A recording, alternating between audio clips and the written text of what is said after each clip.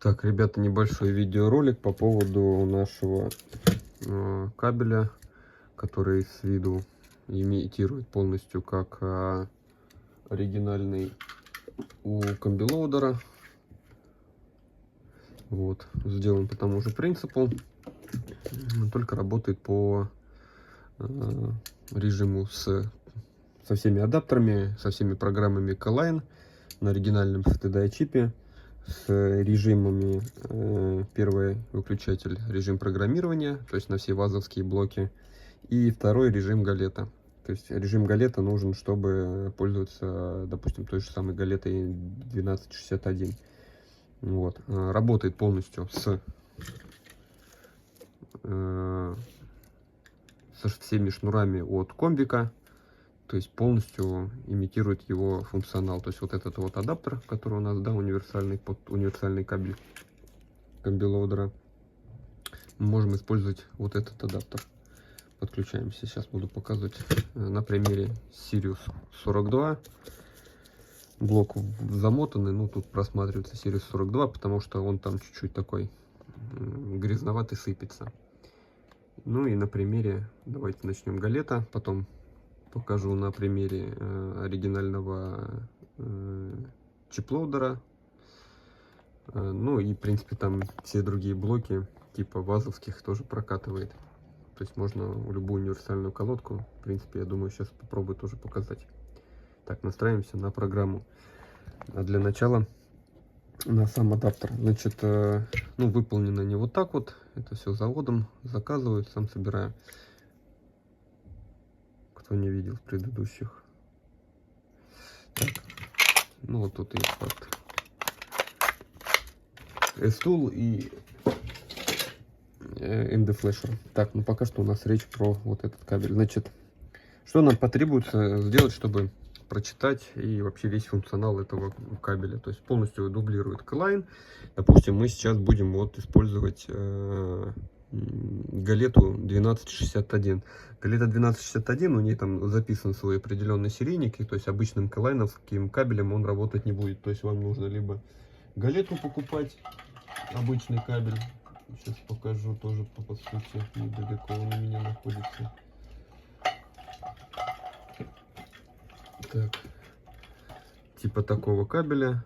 В принципе, он справляется со своими задачами. Можно иметь на вооружение, а можно и не иметь, а взять обычный вот такой вот кабель и использовать со всеми блоками. Так, чтобы он работал в режиме галета, нам нужно переключить переключатель номер 2. Пока что не переключаю, чтобы показать, что это работать не будет. Подаем на блок питания. Блок у нас вышел. Дальше. Чтобы, допустим, сразу заходим, выходим отсюда, галета. Чтобы у нас заработало, мы выбираем наш блок, выбираем любой из этих и выбираем, допустим, идентификация ИБУ. И вот сейчас программа просто тупо повиснет, потому что у нас устройство пока не переведено в режим галета. То есть это сейчас работает как обычный K-Line. И как видим, он не работает. То есть также и здесь диоды не отмаргивают, что-то пытается, но в итоге ничего не вычитает. Можем сильно времени не тратить, перезагружаем, здесь закрываем. Закрываем программу. Так, чтобы она заработала, переключаем наш программатор в режим галета, подаем питание, включаем программу. Та же самая, выбираем любой блок, нажимаем идентификация ИБУ.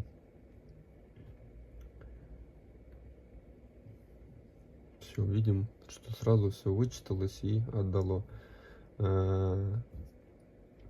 Так как у нас галета читает только калибровки, можем в принципе прочитать это очень быстро.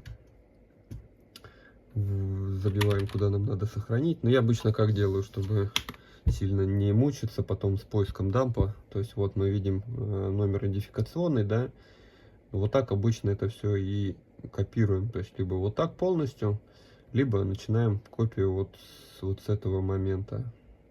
То есть в принципе этого будет достаточно. Вот так.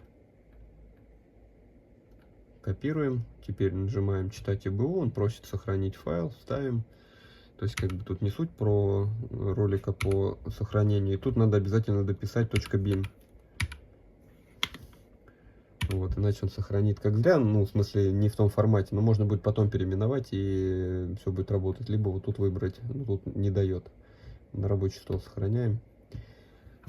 Все, пошло чтение. Сам адаптер начинает отмаргивать. Видно, что диоды мигают. Ну и как бы по программе пошло чтение. Читается очень быстро, так как он читает только калибровки именно галета. Сейчас все это дело сохраним и покажу дальше.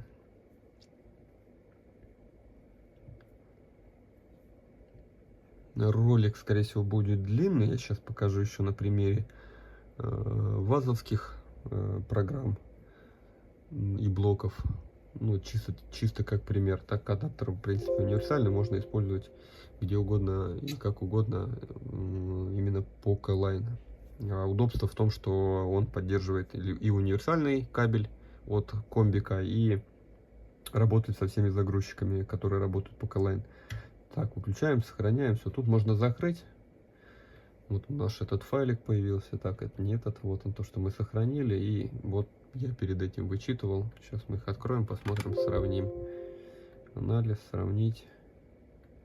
Файлы идентичные. Все. То есть он у нас вычитывает калибровки. Можем удалить, не нужно ни нам. Так, что касается чиплоудера. То есть также работает. Для режима чиплоудера нам нужно перевести программатор обратно в это положение. Однерочку не трогаем, однерочку у нас для вазовских блоков по режиму программирования. Так, значит, что тут? Чиплоудер оригинал также работает и с отломом, разницы никакой не имеет. То есть отломом вы просто ограничены именно блоками. Так, вот он, Сириус у нас 42, выбираем его, и чтобы сильно долго не тянуть, мы выбираем, подаем питание, нажимаем паспорт ИБУ и видим, что он его идентифицирует и отдает. При нажатии на паспорт ИБУ, то же самое, сейчас повторим, будут отмаргивать диоды. Все, вот он прочитал, показывает, что все вычитано. Читать не будем, это будет долго, вот, потому что комби-лоудер читает его вот таким форматом. Получается, сколько у нас? 512 килобайт. Но опять же, он не полноценно читает, это не полный full, это именно, вот видите, первые адреса не вычитывает. То есть, если его читануть к тагам, он и начало адреса, ну там бутлоудер или микропрограммы, он пропускает. То есть это по сути, сейчас смотрите, это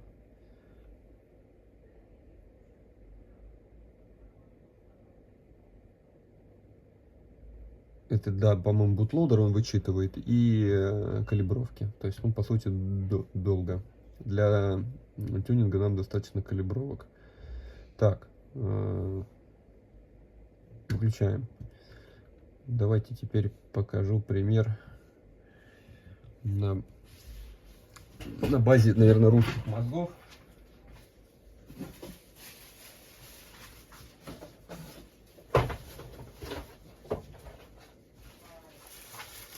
Так, значит, как это все будет выглядеть? Значит, вот это все дело отключаем, обесточиваем, универсальный убираем, он нам больше не нужен, и блоки тоже отключу. Он у меня был для примера. Адаптер убираем этот. Значит, далее на примере блока М74 и вот такой вот кабель. Кабель тоже мой самодельный.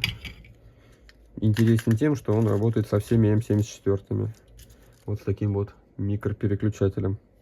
Ну, у меня там есть мануальчик, по какому принципу. В принципе, могу чуть-чуть вкратце рассказать. Значит, первый, второй, третий — это у нас переключение K-Line. Это два коншины. То есть в этом режиме, если переключу вверх, это переключаются два режима другой коншины. Это древний блок, я знаю, что у меня переключатель должен на двоечке быть. Но нам не суть важного. То есть подключать можно и универсальным кабелем, и любым другим. Так. Тут у меня небольшая особенность в том, что нужно первый защелкивать вот этот разъем. Есть. Второй разъем. Есть. Подаем сюда питание. Есть. И кабель подключаем к этому кабелю, соответственно. Так, вот так переверну, чтобы было видно работу диодов.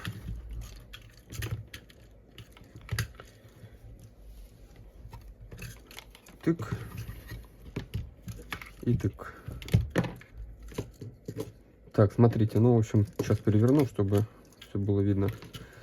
Вот этот режим у нас, это режим программирования этих же блоков. То есть при переключателе, когда однерочка включена, на контакт 11, по-моему, в самом программаторе, не буду точно сейчас по схеме надо смотреть.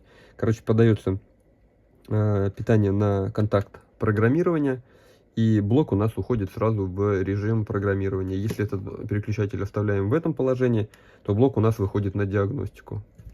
Как это выглядит? То есть вот сейчас в режиме программирования, диагностики, мы если подаем питание, 150 миллиампер. То есть он выходит на диагностику. Если я сейчас подам сюда питание, то он зайдет сразу в режим загрузки программирования. 72, то есть сразу в буте. Далее, ну, какую-нибудь давайте программу, которая у нас по блокам М74, а-ля халява. Ну, я пользуюсь вообще лицензией от Комбика. Они работают быстро. WinFlash такой себе. Долго работает, долго читает. Вот. Ну, для тех, кому не часто нужно, то вполне себе годно. Значит, смотрите. Выбираем компорт. У меня на втором адаптере, на втором порту достаточно быструю скорость можем выбрать. То есть китайский может работать либо на этой скорости, либо на этой скорости. Этот может работать и на этой скорости, то есть побыстрее читается. Достаточно долго сам WinFlash этот читает. Вот поэтому выбираем максимальную скорость. Подаем питание.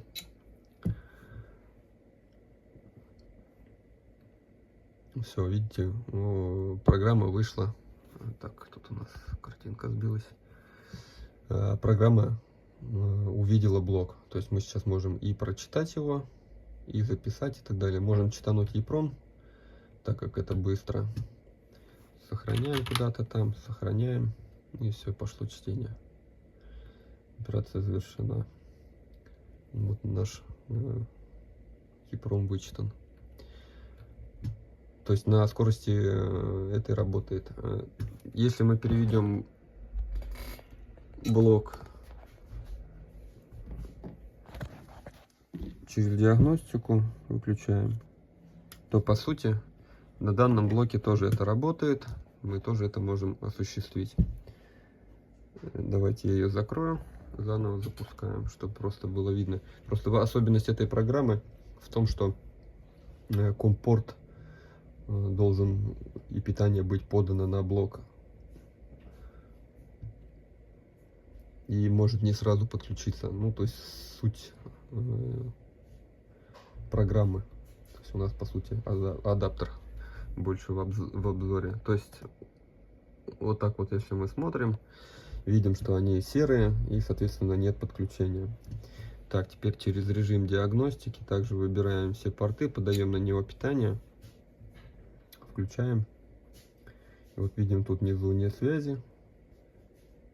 Теперь что мы делаем? Делаем переподключение скорости и смотрим. Также пишет нет связи. И еще раз переподключаем. Подключаем питание. Выбираем скорость и теперь подаем питание. Ничего. То есть хитрость программы. В определенный момент нужно подать питание. Ну, самый простой вариант — просто переключатель перевести и сразу в режим программирования выйти.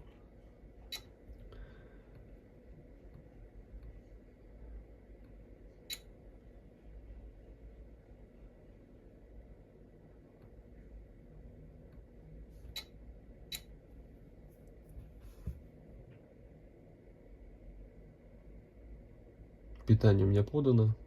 Выключаем, давайте заново. Еще раз и запускаем.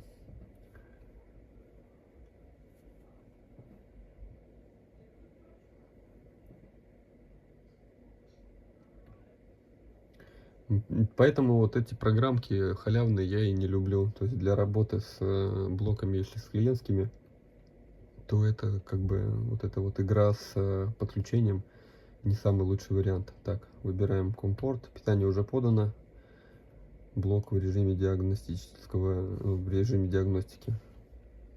То же самое не видит, еще раз отключаем, выбираем там любую поменьше скорость.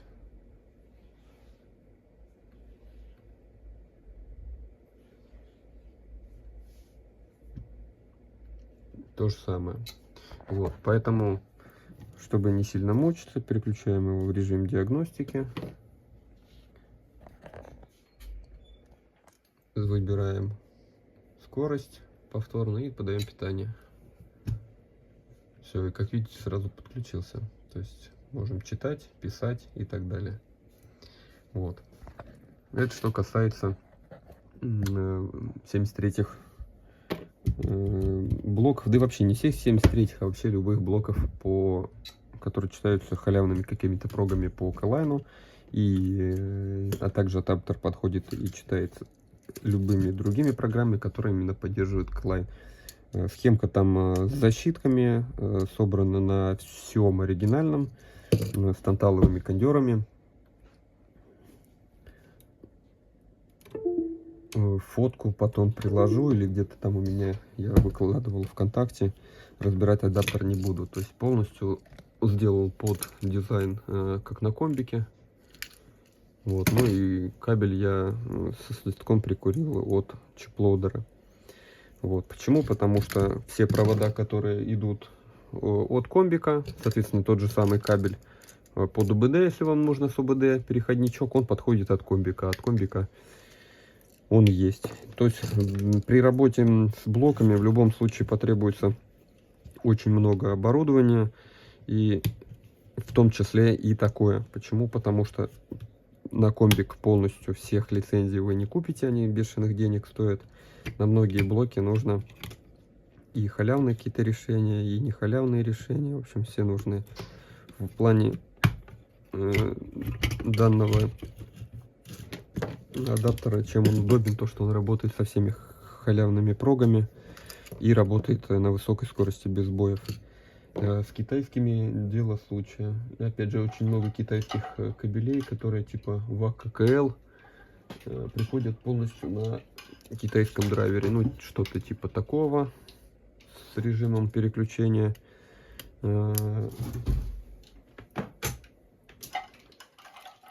Это не коншина, а Клайна. Ну, пока что так. Сейчас я еще пару примеров каких-то подберу, которые будут в работе, и просто объединю ролик, покажу, что еще умеет этот адаптер.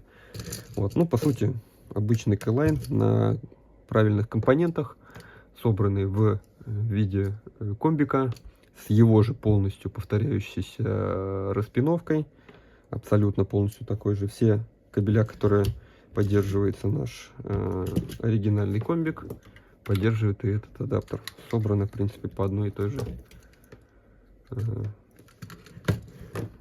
по аналогии. То есть очень удобный оказался этот провод, поэтому я его и решил скопировать. Так, на этом пока все. Там чуть-чуть появятся какие-то другие примеры, я вам покажу чуть позже.